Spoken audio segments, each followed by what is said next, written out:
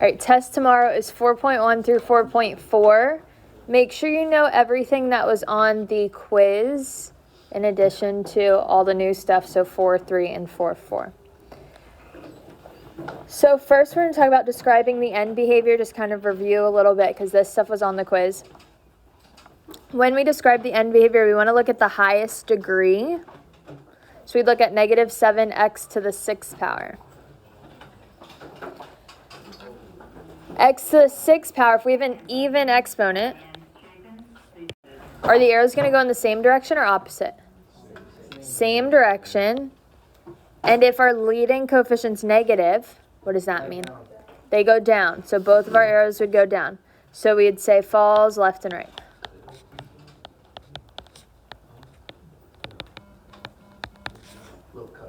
So which term would I look at in number 7? 4x to the 5th power. We look at the highest degree. So here, 5th power is odd. Do odd go in the same direction or opposite? Opposite. And if our leading coefficient is positive, what does that mean? The right one goes up and the left one goes in the opposite direction. So the left one would go down. So we'd say falls left and rises right.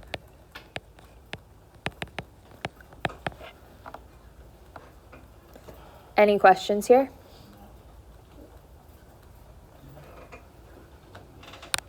All right, let's look at 11. We're going to do one with graphing.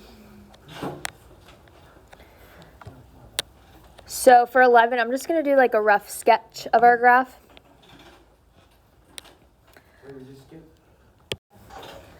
So I'm going to plot a couple points. Let's plug in 0. So if I have 0 to the 3rd power minus 2 times 0 plus 3. When I plugged in 0, I get 3. So one of my points is going to be at 0, up 3. Just because I picked a number. You can plug in more points to see what your graph is going to do. On the quiz, we plugged in 5 points. But let's say hypothetically, if this was a multiple choice question, you really only need to check 1 point and check our end behavior. Let's see what the arrows are going to do. If I have x to the 3rd power, is 3rd power even or odd? Odd. So are they going to go in the same direction or opposite? Opposite. And it's a positive leading coefficient. So what's our right arrow going to do? Right arrow goes up. What's the left arrow going to do? Down. So it'll look something like this-ish, where right arrow goes up, left arrow goes down. It's going to have more things that go on in between, but the important things here are just make sure you know your end behavior and pick a point to kind of use your process of elimination here. Let's look at number 1. Find the sum. So when we find the sum, we are adding, and we just combine our like terms. So starting with the x squared, so it's negative 6x squared plus 10x squared. Positive 4x squared. Then we have 3x plus 4x would be 7x, and negative 7 plus minus 2. Negative 9. Perfect. So that would be our answer. Let's look at number 4. Find the difference. What do we have to do first when we are subtracting? Distribute the negative to everything behind it. So it becomes negative 8x to the 3rd power, negative 2x squared, positive 5x, and positive 1. From here, we combine our like terms. So 4x cubed minus 8x cubed, negative 4x to the 3rd power. 6x squared minus 2x squared plus 4x squared. Negative 9x plus 5x. Negative 4x and 1 plus 1. 2. So that would be your answer. All right, let's look at 7. It says the city is planning a new sports park. The total area in square feet of the park is modeled by the expression 9x squared plus 4x minus 5. The area of the park designated for soccer fields is modeled by the expression 2x squared minus 5x plus 3. Write an expression that models the area of the park that is not designated for soccer fields. So if the whole park is the 9x squared one, so let's say our whole park, and just part of it that's designated for soccer fields is the 2x squared one, how would I find what the other part is? The part not designated for soccer fields. We subtract. We take our total and take away the part that's designated for soccer fields. That's what leaves what's not designated. So we have 9x squared plus 4x minus 5 minus the part that is designated for soccer fields, so 2x squared minus 5x plus 3. Now for subtracting, what do we have to remember to do? Distribute. Don't forget to distribute. So minus 2x squared plus 5x minus 3. From here, we combine our like terms. We get 7x squared plus 9x minus 8. Perfect.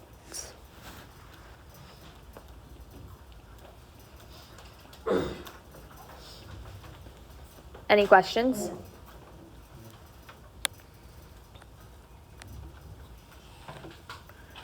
All right, let's look at 10. When multiplying, we just have to make sure everything in our first set gets multiplied to everything in the second. So starting with 8x squared.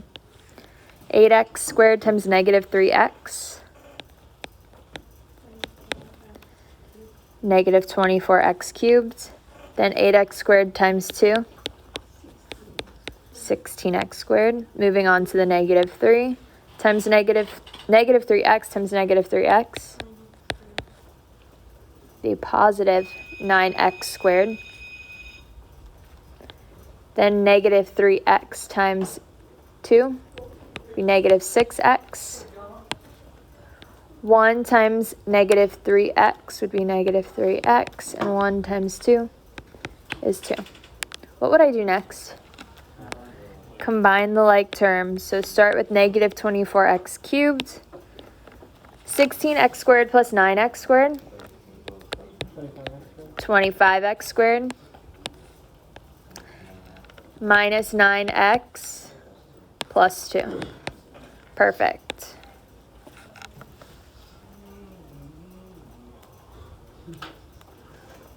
Any questions here? All right, let's look at 19 at the bottom. So if I have 2p minus 3 to the third power, what would I do to multiply this out?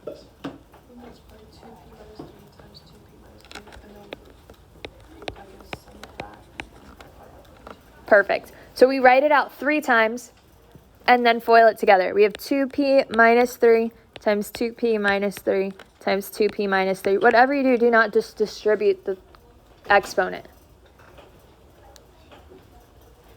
So from here, we take 2 of them, FOIL it together. We take our answer and then multiply it by the third one. Just for the sake of time, I'm going to skip this because this was on the quiz. Any questions here? So I'm going to start with number 1. It says divide using polynomial long division. So I know we like synthetic division a lot better than long division, but there is going to be one question where you have to use long division. So let's do number 1 together. X squared minus 4 goes outside of our box, and then x cubed plus 3x squared minus 4x minus 6 goes inside the box.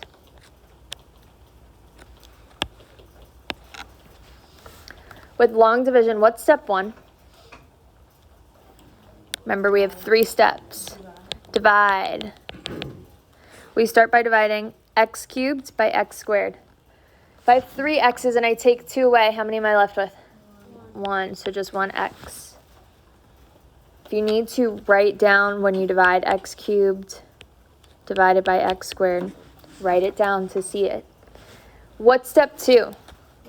Multiply. So we multiply x times both things out front. So x times x squared would be x to the third power. What's x times negative 4? Negative 4x. So I'm going to write that on top in line with the negative 4x. Because keep your like terms in line. So if you need to, you can put a 0 in between the x squared and the negative 4. But just make sure you keep your like terms in line. What's step 3? Change the signs and combine.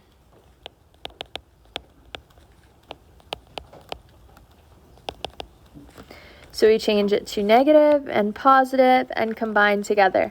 I'm going to drop down the 3x squared.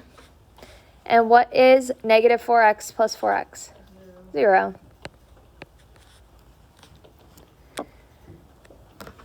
After we change the signs and combine, what do we do next?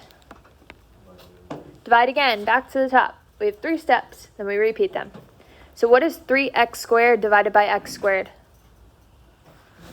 Let's write it down if we need to. 3x squared divided by x squared. The x squareds cancel, it's just 3. After we divide, what do? Multiply. We multiply 3 times both things out front. We get 3x squared.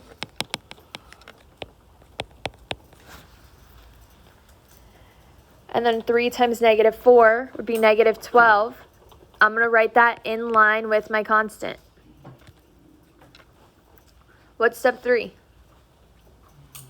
Change the sign, change the sign, change the sign, and combine. So we change the signs of the 2 things that we just wrote down when we multiplied. 3x squareds cancel. When I added the x's together, I had 0.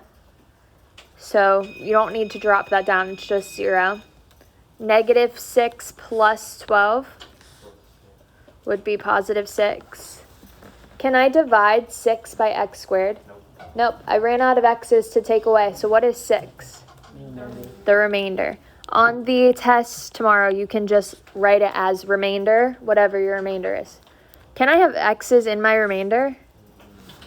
Yeah. You can have an x in your remainder. If you're dividing x squared into it, it is possible to have x in your remainder. So don't be alarmed if you do. You said only 4? If you are dividing x squared into something, because if this was, let's just say hypothetically, this was 6x. Could I divide 6x by x squared? No, because I don't have 2 x's to take away now. So 6x would be my remainder.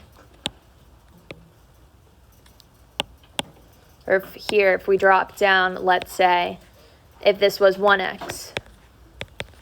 I couldn't take away x squared from 1x, so x plus 6 would be my remainder. There's lots of questions that we did long division in the homework if you want more practice, so just make sure you practice. You can always do the synthetic division ones by doing long division too and check to see if you did it right. Any questions there? All right, let's do synthetic division. So let's take a look at, let's do 7.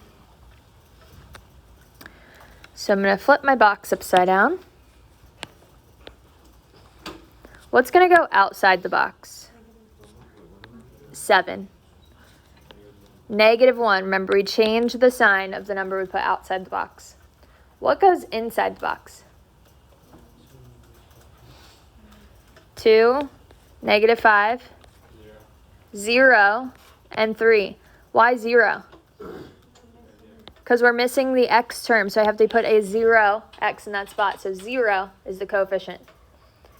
Always, always double check to make sure you're not missing any terms. Just take a peek at 5 right above it. Am I missing any terms in 5? Yeah. What am I missing? The x squared. So in this spot, I'd put a 0x squared. So a 0 would go inside the box in that spot. So always, always double check to make sure you have all of your terms. If I start with x to the 3rd power, I need 3, 2, first power, constant. So in synthetic division, what would I do first? Drop down the 2. Then what? Multiply. So -1 times 2 is -2 plus -5. -7 times -1. 7 plus 0. 7 times -1. And -7 plus 3. negative 4. All right, so now these are the coefficients of our answer. If I started with x to the third power, what's my answer going to start with? X squared, one less. It'll always just be one less. So x squared minus 7x plus 7 is going to be our constant, and then the last number is our remainder. So 2x squared minus 7x plus 7, remainder negative 4. And you can write your remainder as just the remainder, that number, if you wanted to. If you want to leave it as a fraction, that's fine too. All right, let's look right below it. It says use synthetic division to evaluate the function for the indicated value of x. Let's do number 11 together.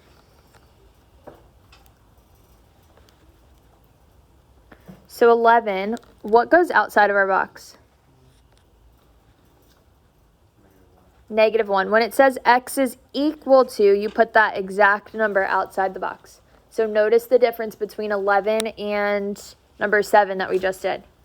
If it's x plus 1, change the sign. If it says x is equal to, put exactly what it says in the box, or outside the box. What goes in the box? 1, 1, negative 4, and 3. Are we missing any terms here? Nope, so we're good to go. Looking at number 12, am I missing any terms there? What are we missing in 12? The x, so I would have to put a 0x in that spot. So just always, always, always double check that you're not missing any terms. It will change the value of your answer. It'll be totally off. All right, let's do synthetic division. Drop down the 1. What do we do outside? Multiply. We get negative 1. Negative 1 plus 1, 0. 0 times negative 1, 0. Negative 4 plus 0, negative 4 times negative 1. And 4 plus 3, 7. Here, we're evaluating. So what would our answer be? Jasmine, what is it? 7. It is just the remainder. So if it says use the synthetic division to evaluate, evaluate is just the remainder.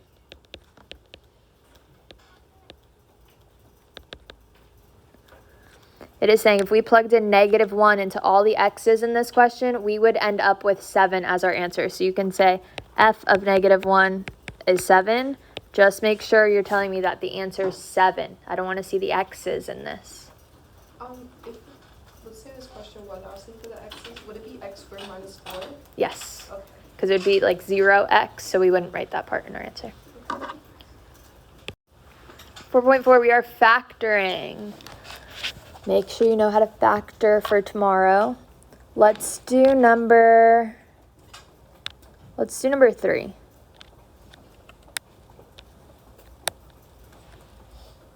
What would I do first to factor number 3? Take out the GCF. What is our GCF? 3n to the 4th power. When we take out a 3n to the 4th power, what are we left with?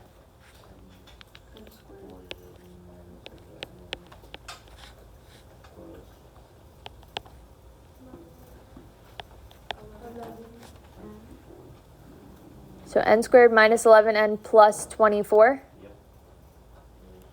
Perfect. Always, always ask yourself, the directions are going to say factor completely. So always ask yourself, can I factor this anymore? Do we have 2 factors of 24 that add to negative 11? Positive 8 and positive 3? Negative 8 and negative 3. Check your signs. So this would be n minus 8 and n minus 3. What am I missing from my answer? 3n to the 4th power. So this would be our answer. Here we're just factoring. We're not solving it all the way. So just find your factors. All right, let's look at 7 through 9. 7, 8, and 9. What do you notice about these questions? They're cubes. They're all perfect cubes. So let's look at 9. We'll do 9 together. Perfect cubes have a formula. What is our formula?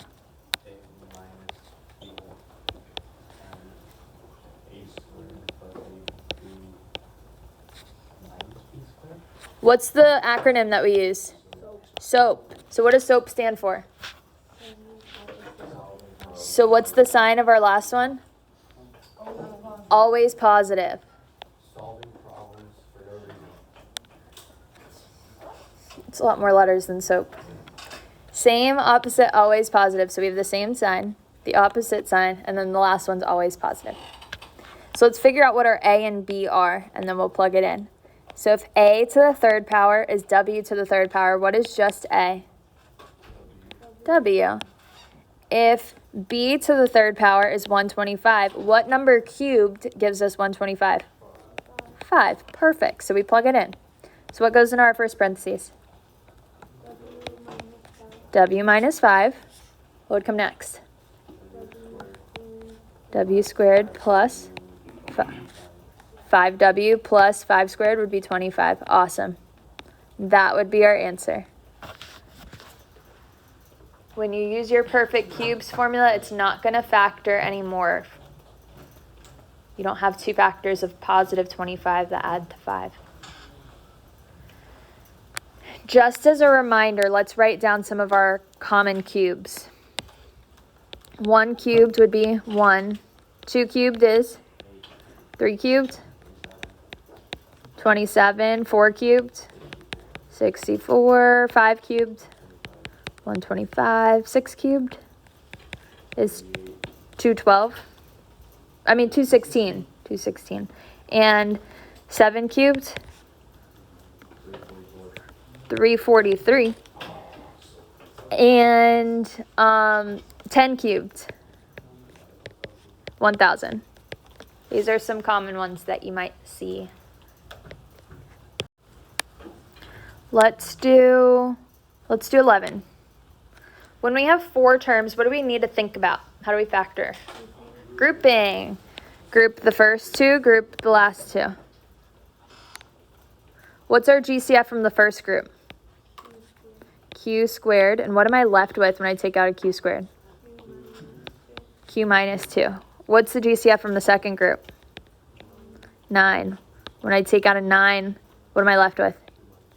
Q minus 2. The inside parts have to be exactly the same if you're factoring by grouping correctly. So the Q minus 2 goes together. And what's going to go in our other parentheses? Q squared plus 9. Always, always, always ask yourself, can I factor this anymore? Yes. Oh, no. Is it the difference of squares? Oh, it's a minus. No, difference of squares is when it's minus. So this is as factored as we can go. All right, let's do 15. 15, we have n to the 4th power, so we just have to think about it kind of the same, but a little bit different. What are 2 factors of 28 that add to 11? 7 and 4. Yep. So what's going to go into our parentheses?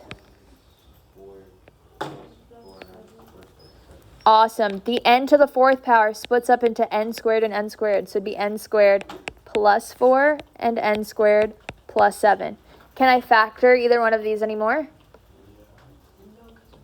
No, because they're both plus. It's not the difference of squares. If it was n squared minus 4, could we factor that one? Yes. But because it's plus, it's not the difference of squares. Yeah. Any questions? Good with this one? Let's do 14. What's special about 36p to the 4th power and 25?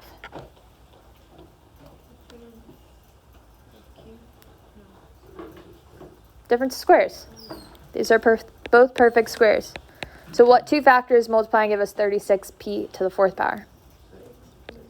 6p squared and 6p squared. And what 2 factors multiply and give us 25? 5 and 5. So what goes into our parentheses? 6p squared minus 5 and 6p squared plus 5. Could I factor either one of these anymore? Is the negative the difference of 2 squares? No. Always check just to make sure. If they were perfect squares, it would be the negative. That would get factored more. But 6 and 5 are not perfect squares. Any questions? Good with this one? All right, let's do 19. 19 says, determine whether the binomial is a factor of the polynomial. How do we determine it if it's a factor or not? Synthetic division.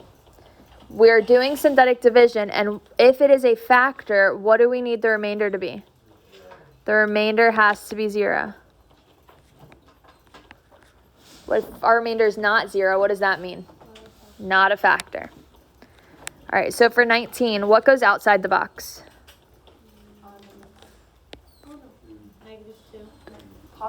Positive 2. Change the sign. Only when it's x equals, you don't change the sign, so just keep an eye out for that. What goes inside the box? 6, -8, -6, -4, and 1. What am I missing? X. I'm missing a x and what else? And the constant. So in that spot, I need to put 2 zeros.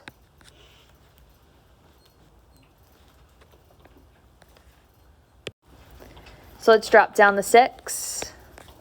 Multiply, we get 12. Add, this will be 4. Multiply 8, add 2. Multiply 4, add, we get 0. Multiply, we get 0 the rest of the way. So is it a factor? Yes.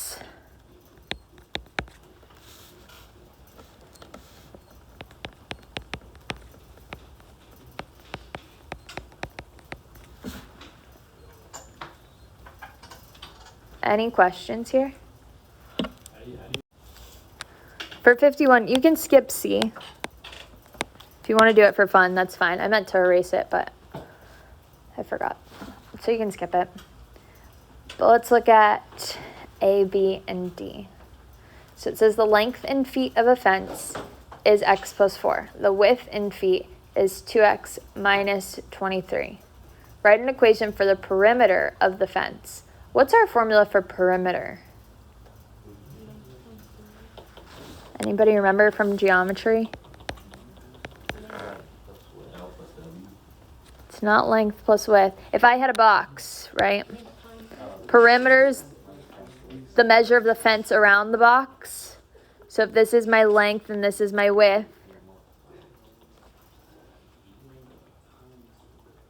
remember perimeter is if I was measuring the fence around here. We add it. But is it just length plus width? How many sides do I have to this fence here? So it would be 2 length plus 2 times the width. Because I have 2 lengths and 2 widths.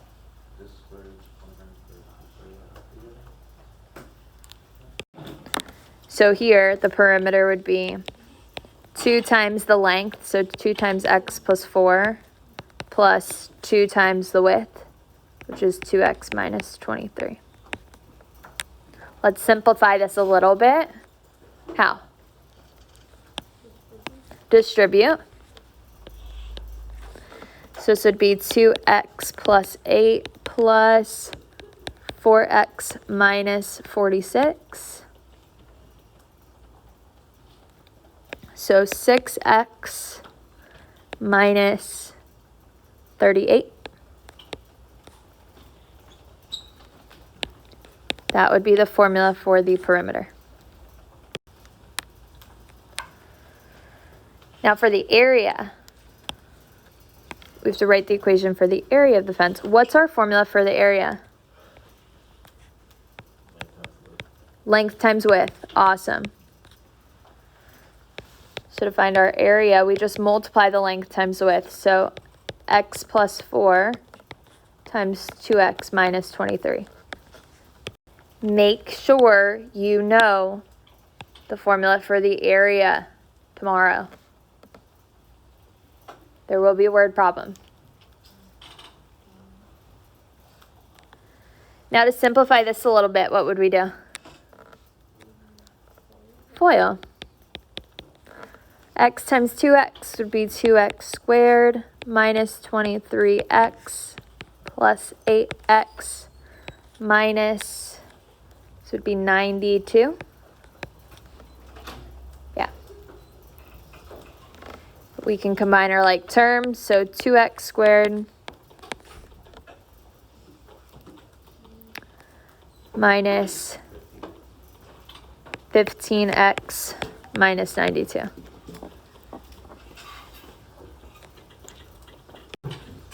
And then we can skip D too. C and D would just be plugging in the numbers, but the important things is just practicing this. Let's say it gave us for the area, let's say hypothetically, we know that area is length times width. What if it gave us the area was 2x squared minus 5x minus 92? So 2x squared minus 5x minus 92 was the area.